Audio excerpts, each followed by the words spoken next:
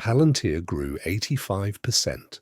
But its real moat may be the AI that public clouds are not allowed to touch. On June 29th, Nvidia announced that Palantir's new intelligent engine would run Nematron open models inside air-gapped environments.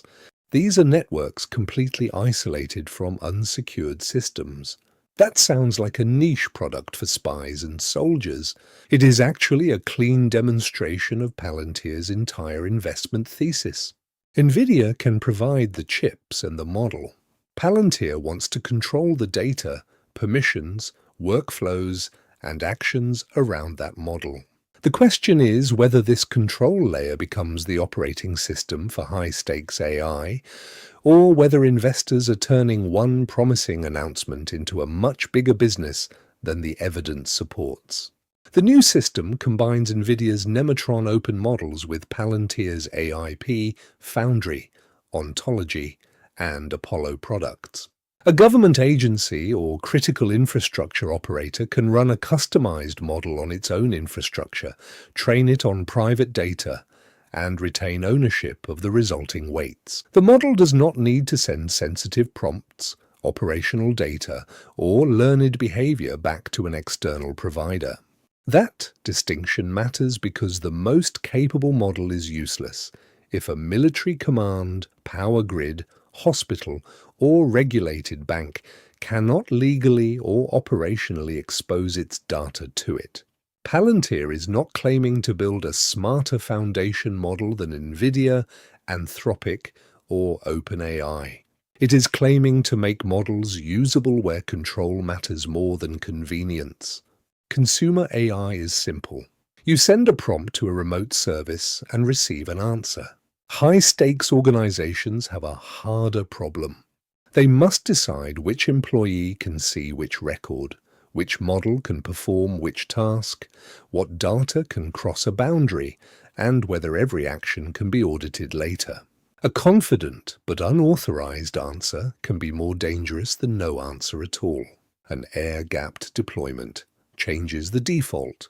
The organization keeps the compute, data, model weights, and audit trail under its own control. This is why the Nvidia deal is not mainly a model announcement. The model is only one component. The scarce product is a trusted path from private data to a permitted action. Nvidia already owns the most valuable compute layer in AI, but selling a chip or an open model does not automatically solve procurement, security clearance, data integration, or human accountability. Building those systems customer by customer would pull Nvidia toward the expensive integration work Palantir already performs. The partnership gives Nvidia a route into classified and regulated deployments, while Palantir gains a powerful open model, accelerated hardware, and Nvidia's credibility. The relationship is complementary, but investors should not mistake that for exclusivity. Nvidia supports a broad ecosystem, and the announcement does not say Palantir is its only sovereign AI partner. Palantir creates shareholder value only if customers repeatedly choose and expand the Palantir layer, not simply because its name appears beside Nvidia's. Here is the question that divides the entire Palantir debate. Is Ontology a software moat or a consulting project with a software label? In plain English, an ontology maps how a real organization works. It connects a customer order to inventory, a maintenance warning to a specific machine, or an intelligence report to the people authorized to act on it. It also encodes permissions and rules. A general model can reason over language, but it does not automatically understand 13 years of acquisitions, broken databases, regulatory exceptions, and human workarounds. Palantir's bet is that this company-specific wiring is difficult to copy because every complex organization is messy in a different way.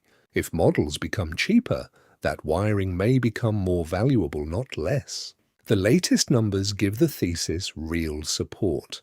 Palantir reported first quarter revenue of $1.63 billion, up 85% year over year. US.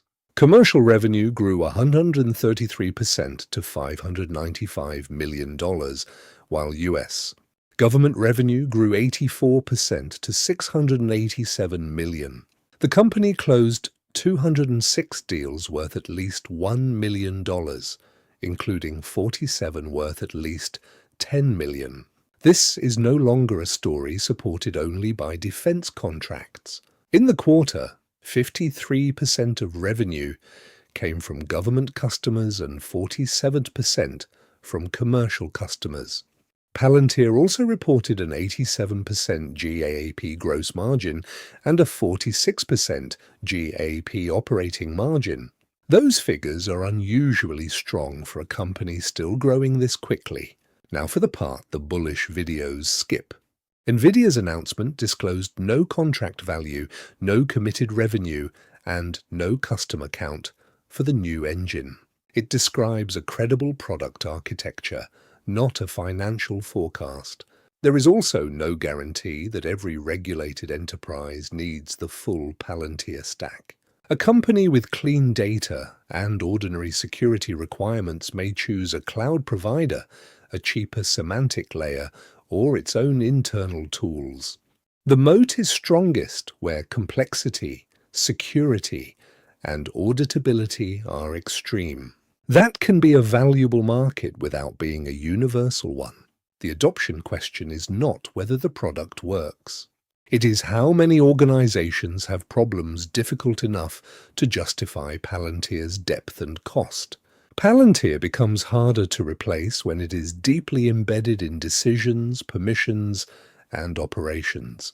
But that position creates political and reputational exposure. Software used in defense, intelligence, healthcare, or public administration will attract scrutiny over surveillance, accountability, and who controls automated decisions. Government revenue also depends on budgets, procurement cycles, and contract options. Palantir itself warns that many contracts can be terminated for convenience and that reported deal value may never become full revenue. Stock-based compensation was about $202 million in the quarter, up 30% from a year earlier. That is manageable beside current profit, but it is still a real shareholder cost that adjusted metrics remove. This leads to the investment conclusion. The Nvidia partnership makes Palantir's technical moat easier to understand. Chip supply compute. Models supply intelligence. Palantir supplies the governed operational layer that turns both into permitted action. In classified and highly regulated environments, that layer can be more durable than the model itself. But a real moat does not make every expectation reasonable.